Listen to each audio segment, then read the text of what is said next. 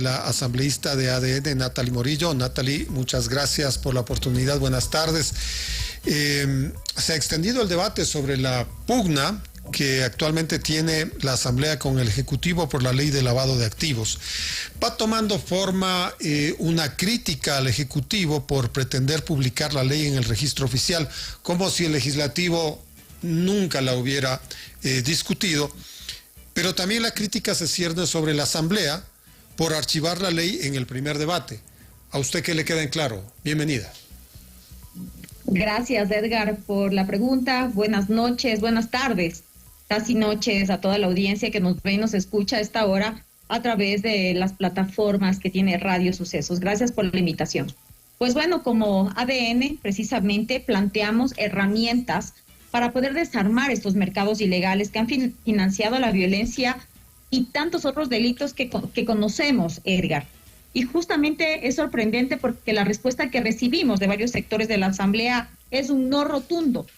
Incluso esta admiración que yo he revisado y he escuchado a los expertos, a los analistas, en que es la primera vez en la historia de la Asamblea que una ley económica urgente es archivada en primer debate. Es triste, una vez más, teniendo en cuenta las necesidades que tiene el Ecuador precisamente en este combate contra el crimen organizado, contra las economías ilegales que son las que financian al crimen organizado. Pero lamentablemente aquí vimos cómo se desenmascaran incluso ciertas tiendas políticas que supuestamente son opuestas, antagónicas entre sus principios y sus pensamientos, y al final se juntaron para bloquear una propuesta del presidente Daniel Noboa bajo la falsa excusa de que se estaban creando nuevos impuestos, lo que significa que ni siquiera leyeron la ley, porque esta ley antipillos precisamente no afectaba a la ciudadanía, más bien iba a ayudar a combatir a estas economías, mercados ilegales, estas economías ilegales. ¿Cuál era la propuesta? Pues era congelar los fondos sospechosos con la autorización de un juez, transparentar el financiamiento de ciertos equipos de fútbol y bajar el impuesto a la venta de vehículos usados, los cuales no sobrepasaban del valor de $20,000. Bajar. Nosotros actualmente, y toda la ciudadanía que nos está escuchando tiene que saber que nosotros actualmente pagamos el 1% cuando hacemos una compra y venta de vehículos usados. La ley, este proyecto, lo que hacía era disminuir, bajar al 0.75 y a los vehículos que tenían un costo, un precio mayor a $20,000, había una tabla diferenciada que se les iba a ir subiendo. Pero no es como lo dicen estos actores políticos que precisamente en época de campaña electoral, pues se están desenmascarando y ya no están trabajando debajo de la mesa con sus opositores, entre comillas, y pues ya lo hacen de una manera descarada en el pleno legislativo. Pero aquí la ciudadanía tiene que tener en cuenta quiénes son los que se oponen y quiénes son estos sectores que siguen impidiendo la gobernabilidad, porque precisamente por eso el Ecuador está como está y no podemos salir de las crisis multidimensionales en las que nos encontramos. Bueno, ese fue el discurso para, en un primer debate, archivar la ley. Pero de todas maneras eso prueba que hubo un tratamiento legislativo a la ley urgente del presidente de la República. De hecho, pasó por la Comisión de Régimen Económico, se hizo un informe que fue conocido por el plenario. El presidente de la República, según afirman pues algunos analistas, no puede poner esta ley tal cual él la envió al registro oficial como un decreto ley por esto, porque ya hubo un tratamiento legislativo. Sí, el presidente y su ministro de gobierno, el ministro José de la Gasca, pues no han afirmado cuál va a ser el proceso a seguir. Se está revisando cuál sería el mejor mecanismo para precisamente no ir en contra de la Constitución y realizar lo que señala la norma. Ahora, el legislativo, si es que vamos por tiempos, todavía podría hacer el trámite legislativo, completarlo. Podría tener un informe de la Comisión de Régimen Económico para intentar un segundo debate. Tiene hasta el 8 de diciembre. ¿Usted ha escuchado algo en la Asamblea? Porque lo último que sabemos, y viene desde el sábado, la versión de la Asamblea como tal, no se ha esclarecido un vocero en específico, dice que ya trató el tema, ya lo archivó, así que el asunto está concluido.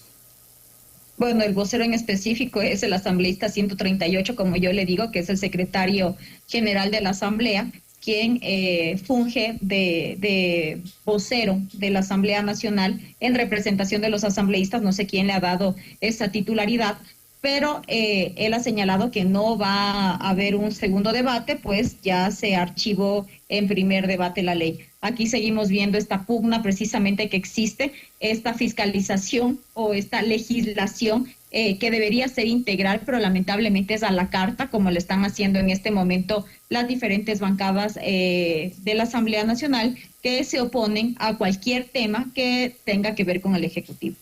O sea que no es la última palabra del Ejecutivo el hecho de mandar su proyecto original al registro oficial. No es la última palabra, ni el presidente ni el ministro de Gobierno lo han dicho. Probablemente se podría enviar una ley parecida, si no la misma, nuevamente a la Asamblea. No podría yo afirmarle eso porque eso no es lo que he escuchado dentro de la bancada, ni tampoco por parte del presidente de la República. Ahora, lo que haya sucedido con la ley de lavado de activos, ¿usted cree que está influenciando, está afectando a la ley de alivio financiero, que de todas maneras continúa en trámite en la legislatura? Esperemos que no, esperemos que realmente sí se revise, que ya los legisladores puedan tener conciencia de lo que están realizando y de las necesidades que tenemos ahora como Ecuador, precisamente al encontrarnos en una de las crisis multidimensionales que yo mencionaba, encontrarnos en una crisis energética y poderle dar respiro económico a muchas familias ecuatorianas que están padeciendo de este tema, que también vale resaltar que no es un tema, no es una crisis creada por este gobierno, es por la falta de mantenimiento a las hidroeléctricas por parte de los gobiernos anteriores y lamentablemente por la sequía que nos encontramos en este momento como región. Sabemos que es la sequía, la peor sequía dentro de los 60 años que hay. Sabemos cuáles son los temas medioambientales. Hay países que están sufriendo como nosotros de sequías y lamentablemente hay otros que están sufriendo de inundaciones. Bueno, la ley de alivio financiero ya está algo retaseada. Usted sabe que el IVA para las universidades ya se retiró del conocimiento de los legisladores. Quizá usted sabe si es que hay algunas otras partes de la ley que tengan cambios sustanciales efectuados en la Comisión de Desarrollo Económico. Se trabajó como es de conocimiento público, se invitó a todos los sectores que estaban implicados dentro de este proyecto de ley. El día miércoles va a haber precisamente el debate, el jueves, perdón, va a haber el segundo debate de este proyecto y ahí nosotros podremos evaluar y ver quiénes están de acuerdo y quiénes no están de acuerdo, a pesar de que el informe para segundo debate pasó con mayoría absoluta. Bueno, vamos a ver, esperemos hasta este jueves a ver qué sucede. ¿Cómo va el trámite de la reforma que da luz verde a las bases militares extranjeras en el país? Ayer comparecieron la canciller y otros ministros ante la legislatura. Así es, ayer estuvieron los ministros del bloque de seguridad, estuvo la canciller de la República, estuvo el ministro de Gobierno y el jefe comando conjunto de las Fuerzas Armadas y el comandante general de la policía, evidenciando cuál es la necesidad que tenemos nosotros en este momento como país para hacer esta reforma a la Constitución, cuáles son los beneficios que tenemos nosotros en este momento. Necesitamos de la cooperación internacional, teniendo en cuenta los índices de criminalidad que existen no solamente en el Ecuador, sino en la región. Es necesario poder tener esta interdicción en seguridad, tanto con países que puedan ayudarnos con tecnología, con el intercambio de bases de datos para nuestras Fuerzas Armadas, teniendo en cuenta que aquí el tema no solamente está en las calles del país, necesitamos poder tener el control en la parte aérea, en la parte marítima y también en las fronteras. Bueno, y esa es la panacea para los problemas de inseguridad del Ecuador, porque hay algunos sectores que pretenden así verlo. Sí, hay algunos sectores que señalan que este es un tema de pérdida de soberanía, que lo que se va a realizar con esto es que le vamos a entregar a otros países la seguridad del Ecuador, mientras que no es así. Aquí creo que es un tema mucho de ideología. Sabemos quiénes se oponen, quiénes sacaron a las bases militares extranjeras, a la base de Manta que estaba aquí en el 2009, quiénes la sacaron y desde ese momento cómo incrementó el crimen en el país. Desde ese momento nosotros nos convertimos en lo que estamos ahora. Recordemos que incluso hay un informe por parte de un periodista que señala que desde el cierre de la base de Manta se incrementó y hay 7,000 desaparecidos que nadie ha dicho nada. Aquí lo que hay que tener en cuenta es que precisamente esta reforma a la Constitución es para que el Ecuador pueda tener este conjunto de interdicción, este conjunto en todos los niveles, en seguridad, para poder tener, algunos confunden y dicen, yo escuchaba ayer a algunos legisladores de la mesa legislativa, que señalaban que tranquilamente esto se puede hacer con acuerdos bilaterales, pero no, acá necesitamos los acuerdos multilaterales, no solamente estamos esperando dotación o vemos a los países cooperantes como donantes, que mal es entendido, o que nos vengan con ayuda como lo están haciendo ahora, que es con equipamiento y capacitación. Acá nosotros necesitamos algo muchísimo más. Los estados están justamente azotados por este fenómeno de criminalidad y han realizado otros países expertos ya avances para poder encontrar mecanismos comunes frente a estas estructuras delictivas transnacionales. Esto también fue parte del debate del día de ayer, en el que los legisladores de las otras bancadas también escucharon. Esperamos que con coherencia se piense en el Ecuador y que se dé paso, porque al final del día, Edgar, hay que tener en cuenta que no somos nosotros los que vamos a decir sí o no, es la ciudadanía mediante un referéndum, y eso es a lo que queremos llegar, que la ciudadanía nos diga si está o no está de acuerdo con hacer esta reforma constitucional, con quitar este candado que dejaron poniendo los de la Revolución Ciudadana precisamente para sacar esta cooperación internacional y obviamente pues dejar sin control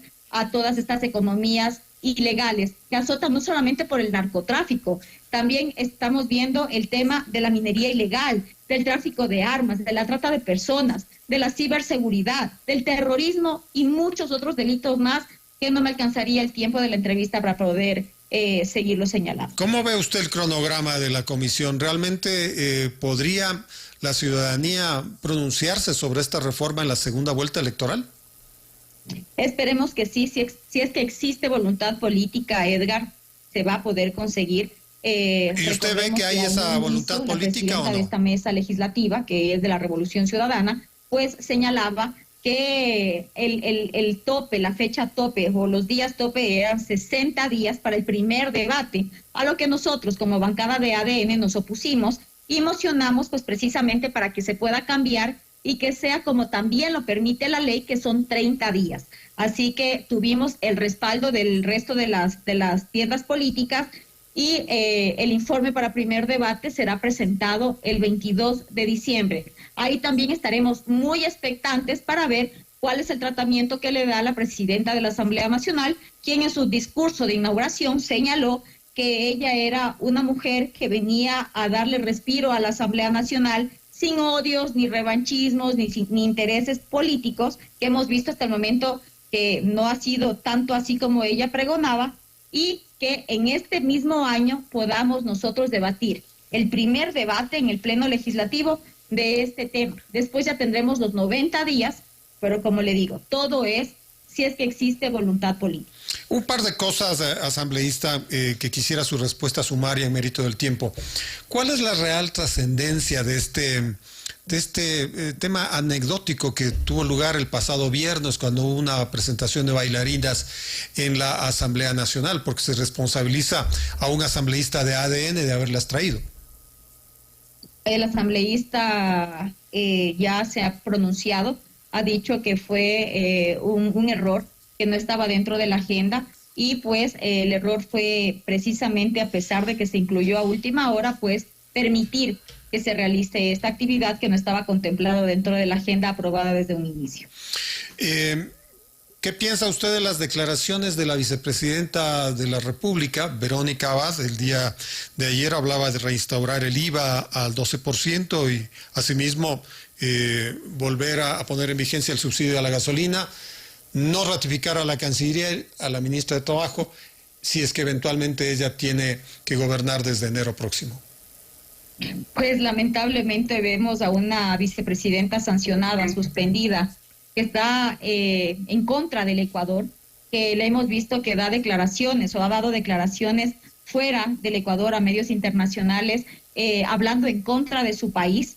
Y es lamentable, porque todo lo que se ha hecho precisamente pues es para poder sostener la dolarización en el Ecuador. Si ella en un mes pretende bajar el IVA, pretende eliminar quitar este tema que se creó sobre el subsidio focalizado, pues simplemente lo que se evidencia es que a ella lo que menos le importa es el país, porque en un mes dejaría en crisis al Ecuador, ya que incluso sabemos por temas, por análisis que se han realizado, incluso el analista Vicente Albornoz la semana anterior sacó un artículo en el que se mencionaba que cómo ha sido el incremento que ha tenido el país en este momento, y ella quiere venir a hacer todo lo contrario. Pues ahí se evidencia el odio que le tiene no solamente al presidente de la República, sino también el odio que le tiene al Ecuador, al siquiera decir tremendas declaraciones que no sé cómo calificarlas. Muchas gracias, Natalie, por su tiempo. Gracias por la charla. Gracias a usted, Edgar. Siempre es un gusto. Que tenga una excelente noche. Lo propio para usted. Ha estado con nosotros la asambleísta de ADN, Natalie Morillo. Son las 18.